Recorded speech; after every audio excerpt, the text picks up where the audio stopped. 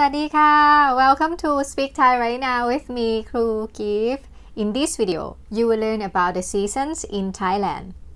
First of all, in Thailand, we don't have 4 seasons: spring, summer, autumn, or winter. And also, we don't have snow. In Thailand, we have only 3 seasons. Let's start. Season in Thai is ฤดู The first season is ฤดูร้อน ร้อน means hot. ฤดูร้อน means hot season. The second one is ฤดูฝน ฝน means rain. ฤดูฝน means rainy season.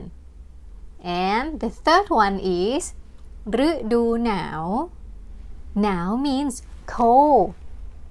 ฤดูหนาว means cold season. Okay, repeat after me. ฤดูร้อน ฤดูฝน and ฤดูหนาว Next video, I will talk about the seasons in Thai. You can practice your listening skill with me. If you like learning Thai with us, follow our channel and see you in the next video.